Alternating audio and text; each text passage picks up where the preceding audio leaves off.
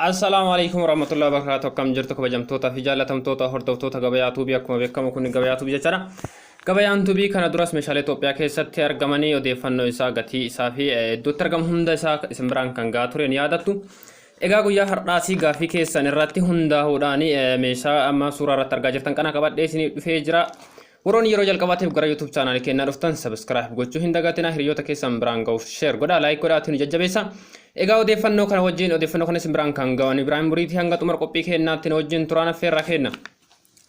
Meeshaan amma suuraa irratti argaa jirtan kun akkuma dura isin hin jedhin namoonni hedduun guyyoota muraasa dura na gaafattanii turtanii, kanaaf guyyaa har'aa deebii isaa qabadhee isiniif dhiyaadhee jira jechuudha. Kan amma argaa jirtan kun meeshaa oovin jedhamu yookaan mukuriif jedhamuudhaan biyya Arabaatti kan beekamu akkaataa isaan caalaa beektan jedhee yaada.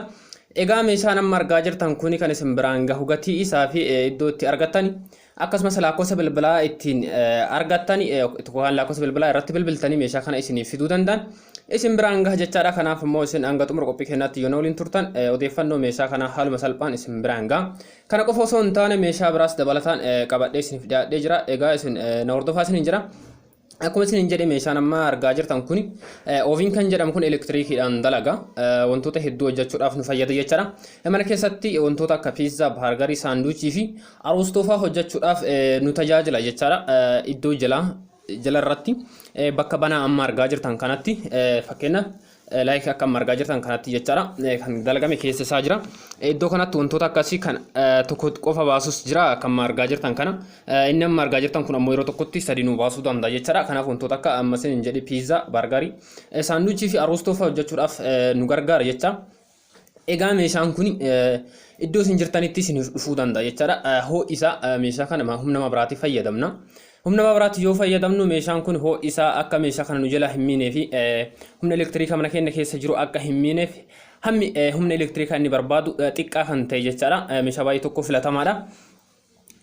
Meeshaan kun akkasumas gosa sokkeettii kamiinuyyuu dalaguu ni danda'a jechaadha. Sokkettoota gosa hedduutu jira akkuma meeshaalee kana dura isin gahaa ture irratti isinitti hime.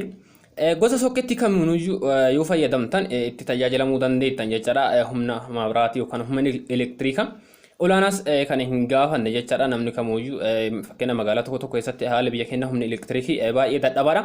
Haa ta'u malee magaalatti garaagarummaa qaba. Bakka kamittuyyuu meeshaa kanatti fayyadamuudhaaf biraandii yookaan ammoo oomisha haarawaa waan ta'eef humna mabiraatii kamiinuyyuu dalaguu kan danda'u jechaadha.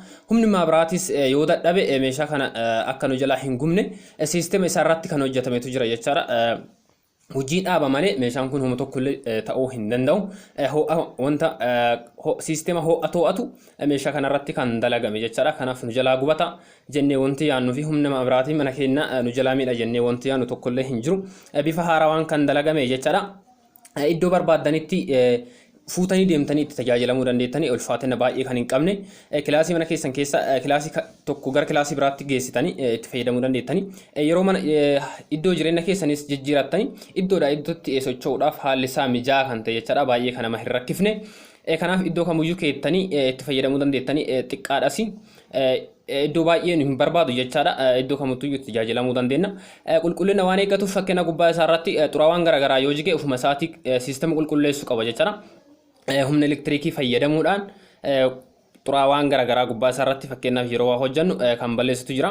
Gubbaa irraan akka argaa jirtan kana istoovii iddoo wanta biraa irratti nyaata biraa irratti bilcheessuu dandeenyu lama ofirraa qaba jechaadha. Kan seeraamikiin dalagamee fi shiboon kan marfame kan amma argaa jirtan kana akkanatti bifa kanaan ofirraa qaba jechaadha. Gara harka bitaa kanaan seeraamikiidhaan kan dalagame, gara kaaniin ammoo shiboodhaan kan dalagame istoovii iddoo nyaata gosa biraa irratti bilcheessinu ofirraa qaba jechaadha. Kanaaf baay'ee tokko filatamaadha.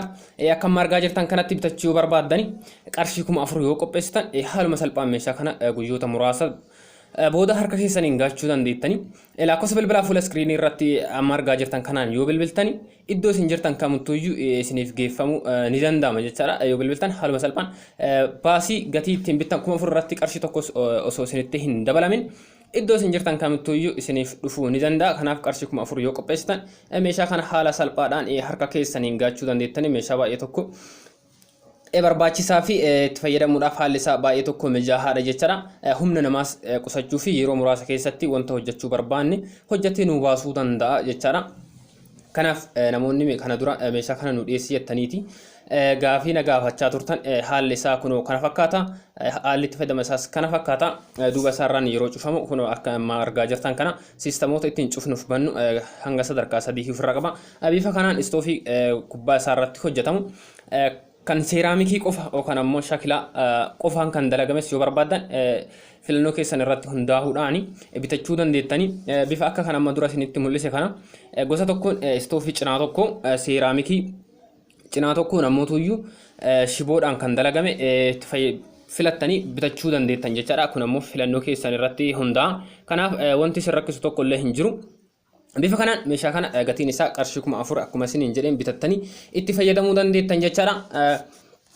Dabalataan guyyaa har'aa kan isin biraan gahu meeshaa baay'ee tokko ajaa'iba ta'e tasa namni tokko illee osoo hin gaafatin ofii kiyya meeshaa kana dhimma biraatiif deemu kan arge isin biraan gaha jechaadha. Meeshaa baay'ee tokko ajaa'iba wanta nama ajaa'ibu yeroo kana dura yeroo dhiyaa kan ture miti jechaadha erga dalagame kan amma suuraa irratti argaa jirtan kana eelee biddeena iddoo kan nuuf qusatu bakka kamuyyuu kaa'uu kan dandeenyu waan isin ajaa'ibu yeroo manarratti laxafamee kaa'amu meeshaan kun adda baasu maqaan isaa beekuun wanta nama rakkisu jechaadha. Bifa kanaan jira akka amma argaa jirtan kana girgiddaa irratti laxafama. Bifa kanaan yeroo hojii itti fayyadamnee dhiifnu yookaan ammoo itti fayyadamnee yeroo xumurru bifa kanaan girgiddaa irratti laxafne yookaan ammoo girgiddaa irratti maxxansine dhiisuu dandeenya jechaadha. Girgiddaa irratti kan laxafame yeroo itti hojjennu bifa kanaan shiboo amma argaa jirtan kana shiboo kana as harkifneeti bifa kanaan itti fayyadamuu dandeenya jechaadha. Girgiddaa irratti kan laxafamu isiniin jedheera. Humna kan qusatu jechaadha. Humna namaas qusata. Iddoo kennus baay'ee nu qusata. Fakkeenyaaf shelfiiwwan kana dura yookaan amma dardaraa kana dura kichinii keessatti itti fayyadamnu kan isinitti viidiyoo irratti isin hojjedhe sana keessatti iddoo san keessatti itti fayyadamuu dandeenya jechaadha. Iddoo guddaa waan hin gaafanneef girgiddaa irratti maxxanfameeti achirratti itti fayyadamuu dandeenya. Humna elektiriikis akkuma dura isiniin jedhe humna elektiriikii guddaa kan hin gaafanne sokketti gosa kamiiyyuu dalaguu kan danda'u jechaadha. Humna elektiriikis olaanaa hin gaafatu. Iddoos kan qusatu humnas kan qusatu jechaadha. Akka amma jiru kanatti bitachuu barbaadan itti gaafatti dalaguu yeroo itti dalaguu barbaadan bifa kanaan girgiddaa irraa gabbuuftanii akkanatti itti fayyadamuu dandeettanii hin kufa jedhee wanti nu yaachisu tokko illee hin jiru. Shiboo furdaadhaan kan sinsilaataan kan hidhame jechaadha. Shiboo furdaadha. Shiboo kanaan asirraa kufee nu jalaa bu'aa wanti jedhameetti nu yaachisu tokkos hin jiru. Egaa kana fakkaata yeroo itti fayyadamnee kaane gombisaa kophaa isaatitti irra kaa'amu yeroo nyaata irratti yookaan biddeen irratti tolchinu bifa kanaan gombisaan isaas bifa kanaan irra taa'a. Yeroo itti hojjennee kaane ammoo bifa kanaan girgiddaa irratti erga maxxansinee booda isaas gubbaa isaatiin fannifne itti fayyadamuu dandeenya jechaadha. Iddoo barbaanne keenne itti fayyadamuu dandeenya. Meeshaa kana bitachuu barbaadan wabii waggaa tokko kan qabu jechaadha. Wabii waggaa tokko faana isiniif kennama. Gatii isaa yoo barbaadan qarshii 3,000 fi 300 yoo qopheessitan haaluma salphaan guyyoota muraasa keessatti harkaan gahachuu dandeettanii jechaadha. Egaa meeshaa kana bitachuudhaaf lakkoofsa bilbilaa isiniif kennameen bilbiltanii yoo jettan iddoo isin jirtan kamittuyyuu isiniif dhufuu ni danda'a jechaadha.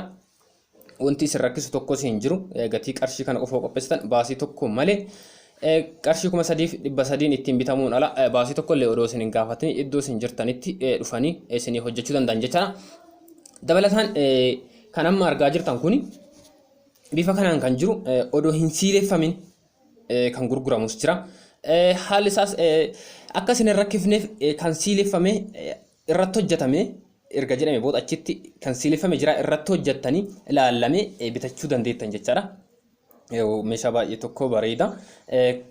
Namoonni nu rakkisa jettanis yaaddani achitti kan siileeffame itti irratti tolfame jedhee isiniif kennamuu ni danda'a. Filannoo keessan irratti hundooftanii. Egaa kana fakkaata.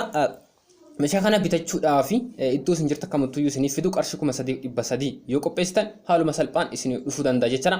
Egaa meeshaan kanneen lamaanii namoonni hedduun meeshaa isa dura isiniif dhiyeessina gaafatti kanas ammoo meeshaa ajaa'ibaa baay'ee tokko isin fayyaduu danda'a. Iddoo isinii qusataa gosa sokkeetti kamuuyyuu itti tajaajilamuu dandeettani.